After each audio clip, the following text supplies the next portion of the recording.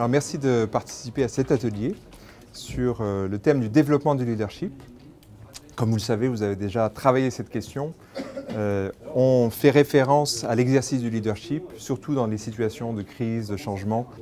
On attend que des leaders jouent leur rôle pour entraîner d'autres personnes vers une direction nouvelle, un objectif commun. Et donc la question souvent qu'on se pose derrière, c'est comment est-ce qu'on devient leader, comment développer son leadership. On se pose pour soi, mais pour autrui aussi.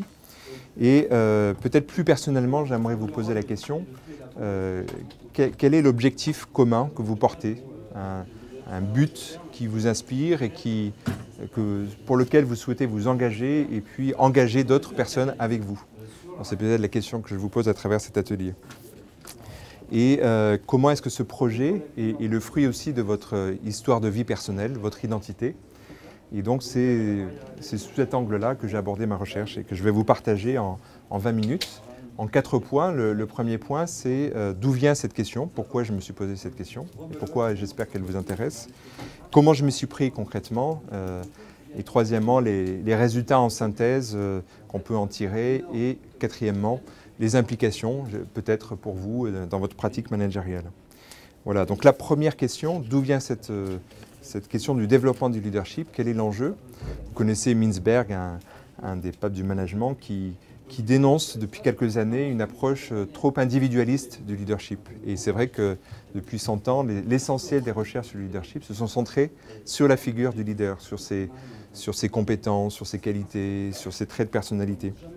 Alors que le leadership serait plutôt un processus relationnel, collectif, qui fait qu'entre plusieurs personnes, avec une personne qui incarne particulièrement l'objectif commun du groupe, eh bien, il y a un engagement collectif qui se crée, porté notamment par une personne en particulier. Et ça semble évident en dehors de l'entreprise, quand on pense à des grands hommes politiques comme Mandela, Luther King, De Gaulle, etc. Ils se sont engagés personnellement jusqu'au risque de leur vie. Et ils ont attesté qu'ils croyaient en leur projet et c'est comme ça qu'on les a suivis. Mais est-ce que c'est vrai dans le monde de l'entreprise? Alors, donc j'ai commencé par faire un peu un historique de ces grandes théories du leadership pour me rendre compte que de manière implicite, elles faisaient référence à cette notion d'engagement, mais sans le dire de manière explicite. Alors j'ai tiré un fil et je me suis rendu compte que quand on parle d'engagement, finalement, on donne un gage de soi, on se donne un gage, et il y a derrière une question du don qui se joue. Alors, on parle de paradigme du don. Finalement, s'engager, c'est tenir une promesse, mais aussi donner quelque chose de soi-même dans l'acte que l'on va réaliser. Alors, qu'est-ce que ça veut dire dans le monde de l'entreprise? Je parle du don, tiens. Il y a des études très sérieuses, assez récentes finalement, sur le don en entreprise, qui serait une explication de l'efficience d'un groupe, d'un collectif. Ça ne marche pas que par les incitations extérieures ou financières, mais il y a des relations de dons qui s'établissent dans un collectif. C'est ça qui crée une communauté de travail. Alors, en termes de définition, le don, c'est d'abord une dépense ou un transfert envers quelqu'un, sans assurance d'un retour. C'est-à-dire qu'on va poser un acte qui nécessite une certaine prise de risque et on n'a pas une assurance du retour. Il y a une incertitude. Donc en disant ça, vous vous rendez compte que ça peut être positif, ça peut être négatif. Il ne faut pas y mettre tout de suite une connotation morale, mais il y a tout un espace d'incertitude dans la relation, et c'est ça qu'on appelle le don. Il n'y a pas forcément, enfin, on n'est pas sûr du retour. Donc on va prendre un risque dans la relation et on n'est pas sûr du retour. Alors une autre question derrière qui se pose, c'est dans une entreprise, est-ce que ça marche? Est-ce que c'est efficient? Et donc là, je m'appuie sur une étude assez intéressante d'Adam Grant, un Américain qui a écrit un livre qui s'appelle Give and Take, qui a démontré qu'il y a, on va dire, dans une organisation, dans le monde économique, deux grandes tendances. Donc c'est pour donner un peu deux directions opposées.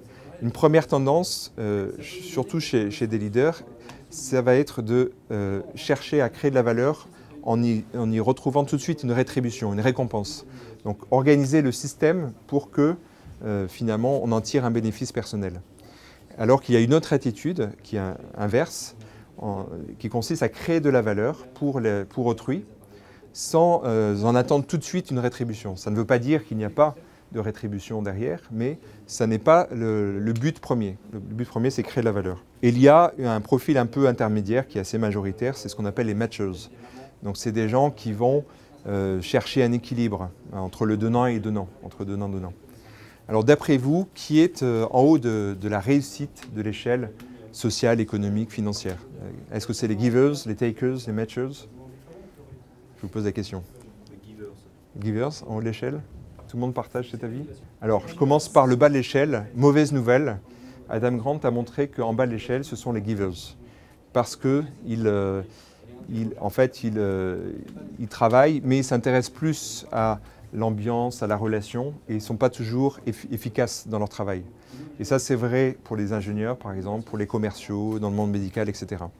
Alors du coup, ayant dit ça, qui est-ce que vous mettrez en haut de l'échelle?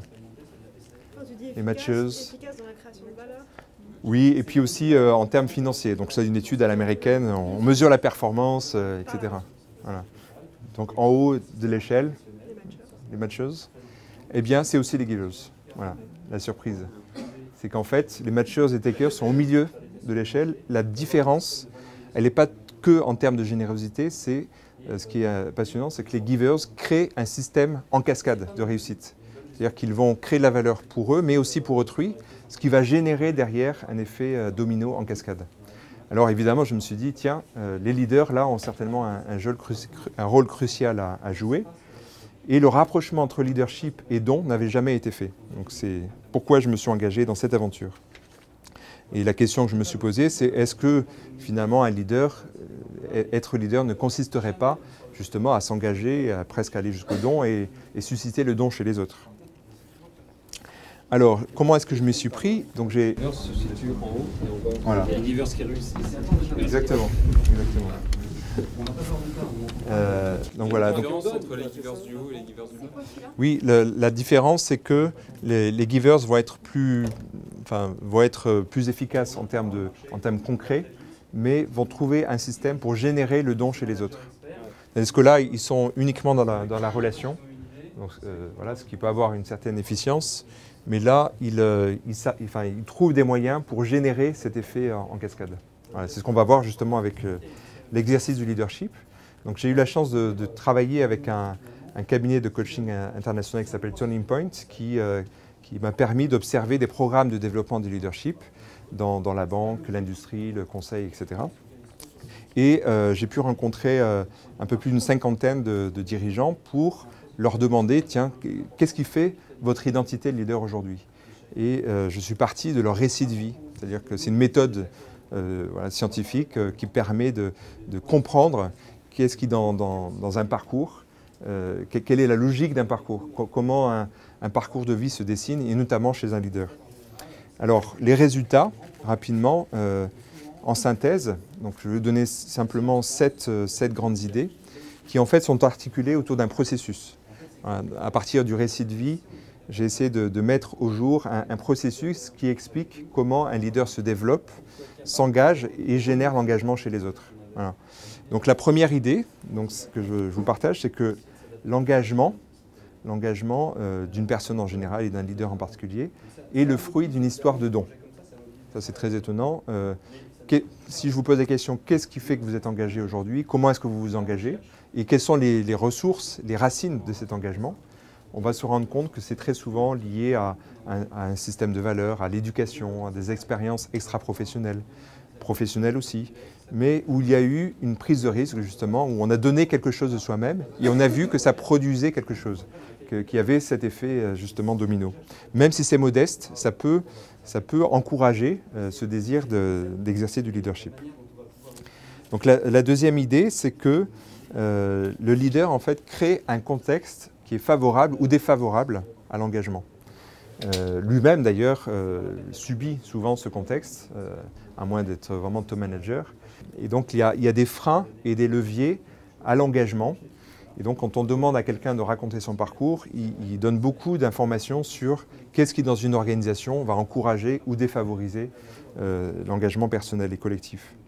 Je vous donne quelques idées comme ça, en espérant que ce soit utile. Par exemple, un des freins à l'engagement, c'est le management à distance. Il y a beaucoup de collaborateurs sont désengagés du fait d'avoir l'impression que les managers ne voient pas leur travail. C'est-à-dire que le pilotage à distance, des objectifs très, très éloignés de la réalité du travail, eh bien, produit du désengagement parce que les collaborateurs, même les managers dans toute la chaîne intermédiaire, ont le sentiment que les dirigeants ne voient pas la réalité de leur travail. Et donc ça crée du désengagement.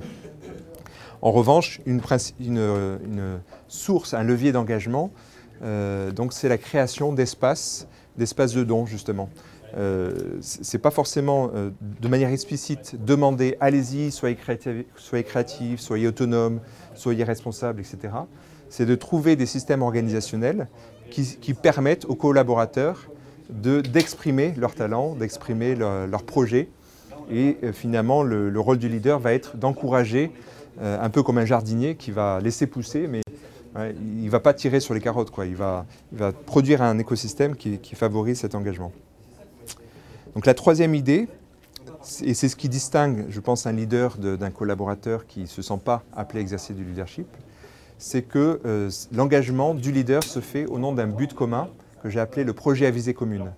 Alors ce projet à visée commune, je parle de projet parce qu'il part quand même du leader, il part de son identité, de qui il est, de son histoire, mais ça le dépasse, c'est un projet qui le dépasse, qui a une visée pour embarquer d'autres personnes autour de lui. Et donc il y a toute une relation chez le leader entre son histoire, ses projets, et puis le fait d'embarquer les autres sur un projet collectif.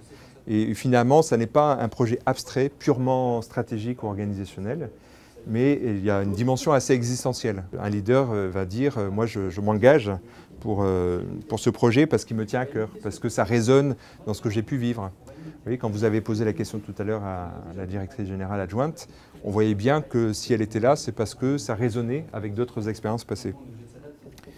Voilà, donc ça c'est la troisième idée. La quatrième idée, et c'est peut-être la plus centrale dans ce que je vous propose, c'est que le leadership se réalise par des actes de dons spécifiques. Donc ça va être des dons envers l'organisation, ça veut dire une dépense, un coût, une prise de risque en termes de temps, d'énergie. Par exemple, voilà, c'est ce que dit Nicolas, en tant que leader, Nicolas qui est chef de département dans une entreprise de l'énergie, en tant que leader, je donne de ma personne. Il faut montrer qu'on s'implique complètement dans le sujet et qu'on y croit. Et comme ça, je pense, ça emmène un peu les gens. C'est comme ça que je définis mon leadership. Et là, j'ai des tonnes de verbatim qui montrent ce qui est spécifique chez un leader, c'est qu'il mouille sa chemise, il y met du sien, il montre qu'il y croit en s'engageant personnellement. Ça peut être à l'excès, ça peut aller jusqu'au burn-out. Il y a quelques études récentes qui expliquent le burn-out par un dysfonctionnement du don, justement, le fait de trop donner sans se ressourcer. Donc voilà. Donc, ensuite, il y a des actes de dons à destination des collaborateurs. Et c'est ça qui crée la relation. Ça peut être des dons de convivialité, des dons de soutien. Alors, je pense que dans votre formation management, évidemment, vous avez vu que c'est le rôle du manager que de soutenir un collaborateur dans son travail. Simplement, il y a un moment à partir duquel où ça va être perçu comme du don, parce qu'il y a une attention particulière à la personne, au collaborateur, qui est perçu comme un plus qui fait que le collaborateur se sent reconnu, accompagné, etc. et soutenu. Et donc ça, c'est perçu comme un soutien. Ça va être aussi le fait de transmettre, par de la formation, transmettre une expertise personnelle, alors que vous ne pourriez ne pas le faire. Je prends l'exemple d'une ancienne collaboratrice de Cédric, qui est directeur de service.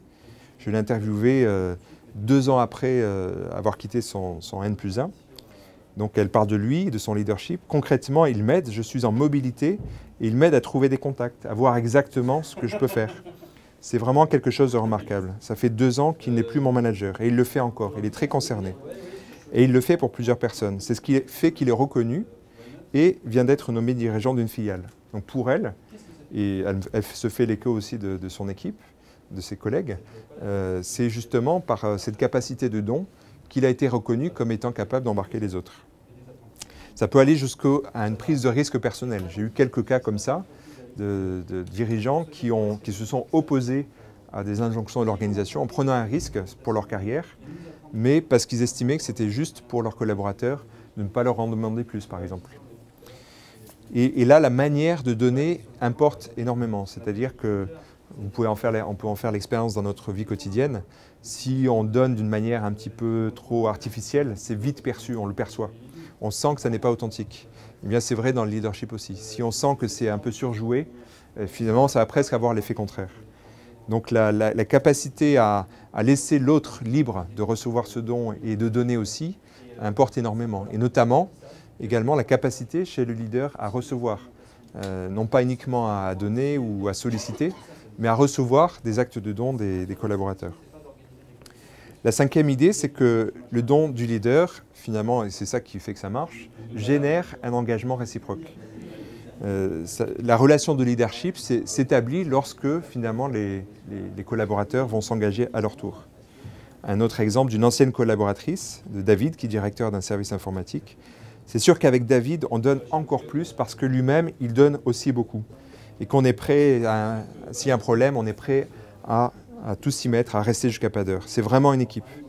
Donc pour elle, cette ancienne collaboratrice, c'est bien en réponse du don du leader que les collègues finalement y croient et y mettent du leur.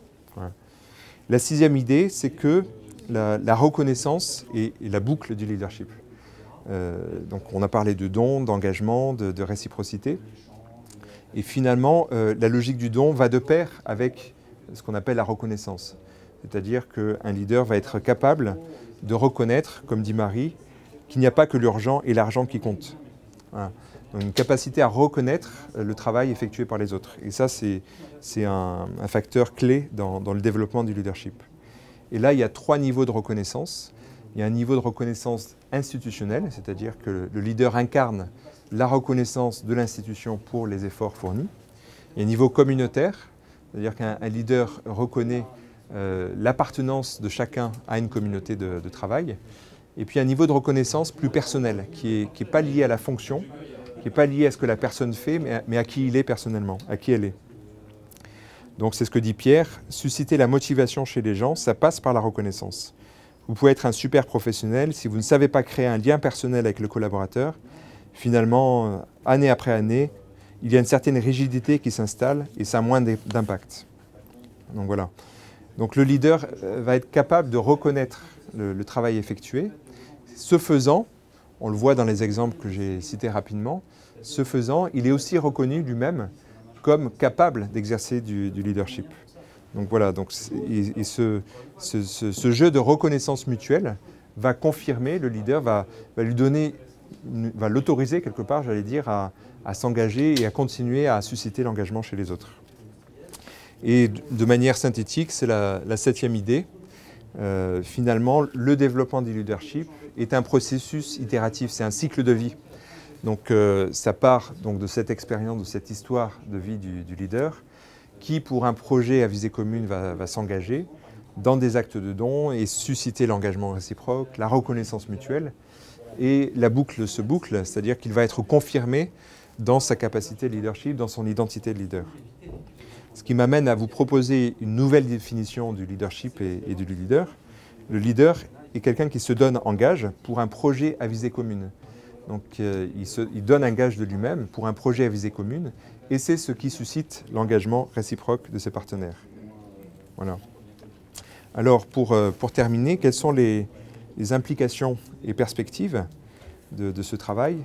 Alors on est en recherche continue, hein, on travaille avec d'autres, avec des coachs, d'autres chercheurs, à comment, de manière équilibrée, avec un souci éthique aussi, comment accompagner ce développement du leadership avec ce jeu un peu souterrain de la logique du don, comment l'encourager sans l'instrumentaliser, donc il y a toutes ces questions.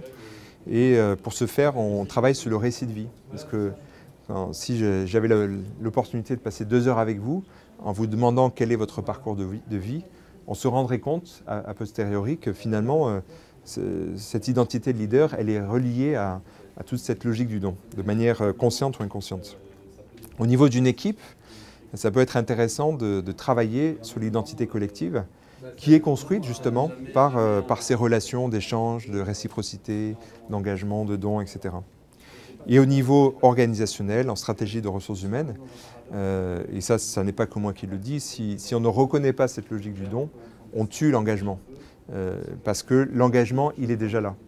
Très souvent, on veut le solliciter, le réclamer. Et en fait, les collaborateurs, pour la plupart, ont déjà envie de donner, ils sont déjà en train de donner quelque chose au-delà de l'atteinte d'un contrat. Et peut-être, justement, une vision plus réaliste du leadership consisterait à reconnaître cet engagement qui est déjà présent, à le valoriser, à l'encourager, mais sans forcément vouloir le créer de manière abstraite. Il est déjà présent. Et par cette reconnaissance de la logique du don, eh bien, justement, le leader a un rôle clé à jouer. Et je pense que ça donne une possibilité de créativité. Il y a une ressource extraordinaire dans les organisations qui est déjà présente. Et le rôle du leader, finalement, c'est de faire jaillir une source qui est déjà présente. Voilà, je vous remercie de votre attention.